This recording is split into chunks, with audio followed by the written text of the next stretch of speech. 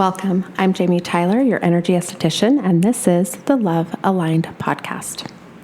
Okay, so we talked about boundaries last week, and I went over some information, but this is going to kind of just continue a little bit about boundaries, like, what are they, which I kind of went over, but also how to deal with those who don't respect them. So we're just going to continue it this week just because I feel like it's important to know how to deal with those that don't respect our boundaries. So as young kids, we learn the word no pretty fast. And most of the time, it's probably the first word we learn, right? Every kid, you've probably heard them, no. It's like the first word they learn. But we quickly also learn that that is not acceptable to use the word no. So as we get older, it seems that many of us carry that toddler interaction into our belief system. Saying no is inappropriate and it's impolite. This internalized belief is why many people struggle with saying no and setting proper personal boundaries at some point or another in their lives. So boundaries are the limits we set around our time, our energy, and our money.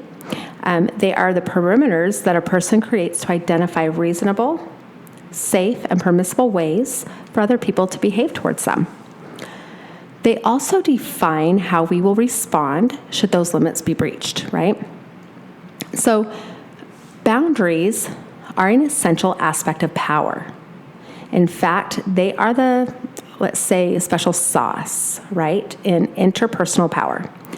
But there is a distinct difference between power and boundaries.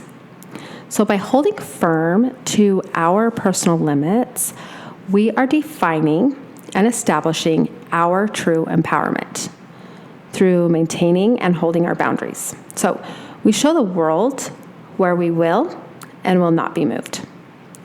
So setting boundaries is definitely something we all need to set, right?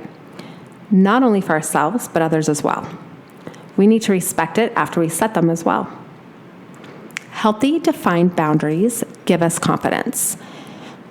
They provide us with the freedom to allow ourselves and others to have a voice, so we can be heard and cultivate trust in relationships.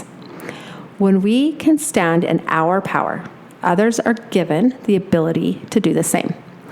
Isn't that amazing? Just think about it. When we are standing in our power of our boundaries that we set, we are actually helping our loved ones, our friends, even strangers, because they can now do the same. They see the strength in us. They know that they can do it. Maintaining our boundary power allows us to maintain a life that we can be proud of and thoroughly enjoy. Then and only then, though, right, can we use our talents to the fullest and live our purpose. So we really want to set these with people. However, there are those people that don't respect our boundaries. And it's like you think about it and you're like, gosh, I can't. I'm so over this. They don't respect my boundaries. And you keep standing firm. But let me tell you, as all things in life, basically, we're going to encounter pressure to allow someone to cross or relinquish an established boundary. So this influence to yield our boundary power comes in two forms. One is internal, okay, and the other is external. So these are internal and external forces. Internal pressures are those we place on ourselves, okay, and are strong motivators for many of us when setting aside our self-imposed personal limits. So fear of anger, unresolved loss, grief, fear of the unknown, change, guilt, and abandonment are all reasons one might discard defined boundaries.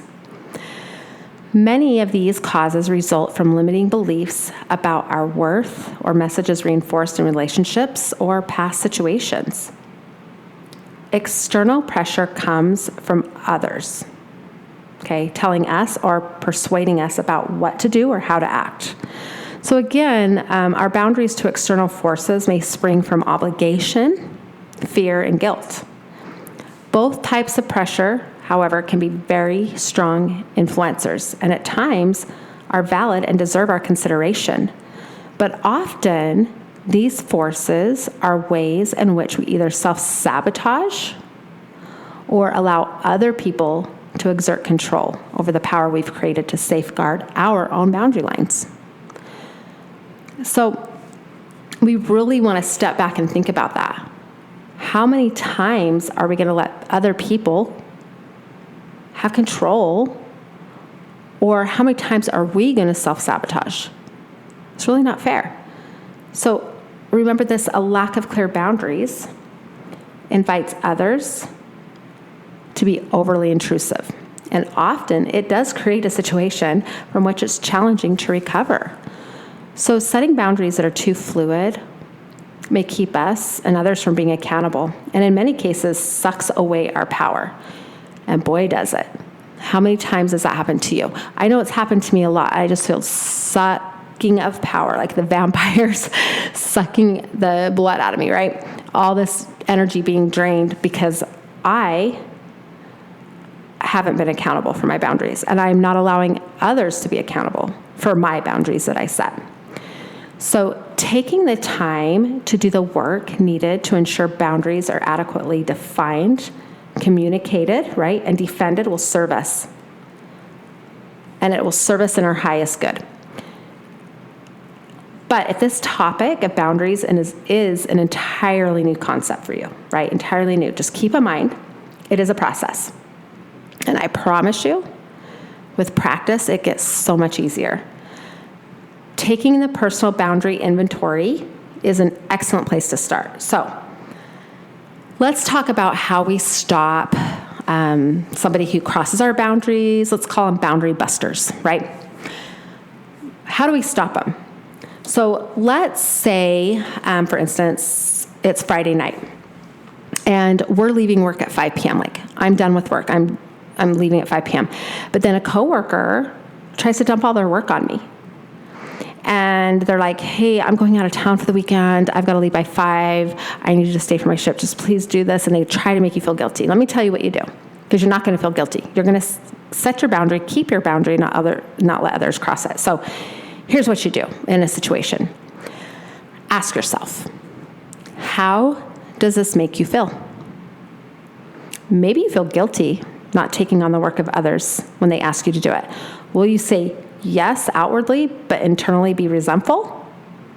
And examine the symptom. Are you saying yes to something you want to say no to? Identify the root cause.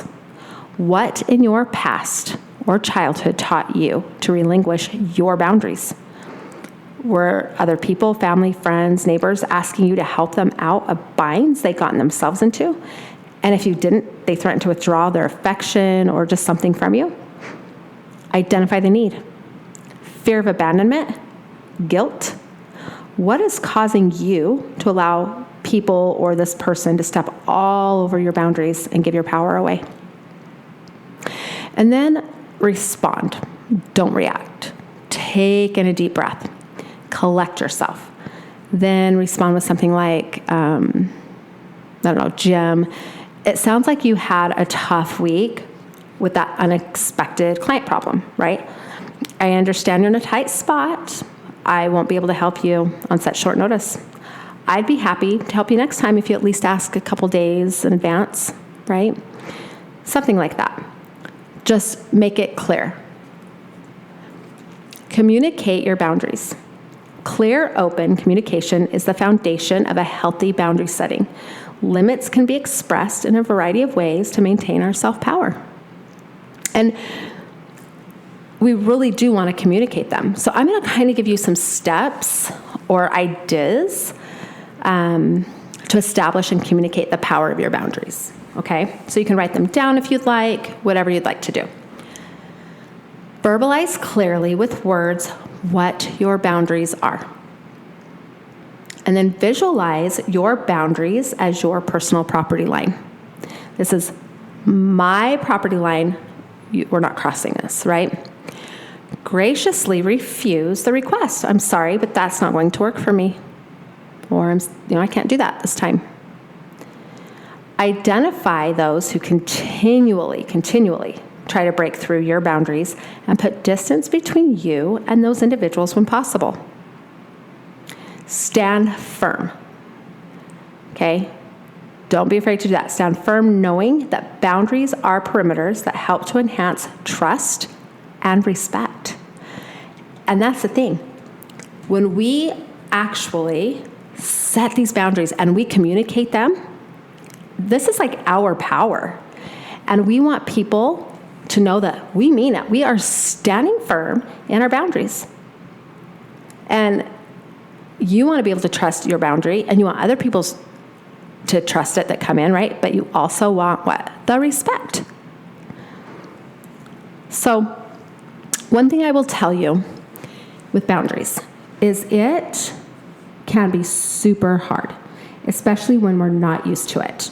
It is something that can really make us feel,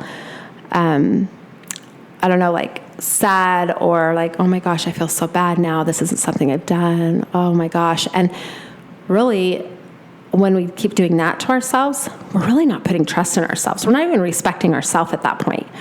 So just remember, it's okay. It's okay to set these boundaries. It does get easier over time, like I said in the last episode. It really does get easier. And the thing is don't take responsibility for how other people perceive your boundaries. That's on them, just like anything is with somebody else, right? They're going to be mad when you set a boundary, right? They're going to be upset. This isn't something they're used to. They're used to the yes person, like, oh yeah, sure, I'll do that. Of course, no problem. Instead of the person says, no, I'm sorry, I cannot do that. It's not going to work for me, right? That's going to bring in the respect. You are going to feel so much better when you have the power of the trust and the respect of your own boundary for yourself, and then you see it from other people. And again, remember, setting boundaries does get easier over time. And the ones trying to bust our boundaries, they're going to soon realize you are not easy prey. So just take these baby steps. Stand in your power. You don't need to be perfect at it, right? You just need to progress. And when you do that, you're going to start seeing results, and they will be amazing. I hope that you are able to take these last 2 episodes and kind of bring them together, stand in your power, learn how to set the boundaries, and then learn how to deal with those who don't respect them, so that you can have an overall powerful mindset with these boundaries, respect, and trust. I really hope that this helps you to come into your power, feel powerful, and just be super proud of who you are in the moment. And I would like to thank you again for joining me, Jamie, your energy esthetician, on the Love Aligned podcast. Tune in for next week's show. Don't forget to follow me on Instagram at Love Aligned Podcast. Click on the link in my bio and like, subscribe, comment, and then ring that bell. You can also private message me if you need a remote or in-person healing. And you can also email me at lovealignedpodcast@gmail.com for any questions as well. I hope you have the most beautiful, beautiful day, and happy healing.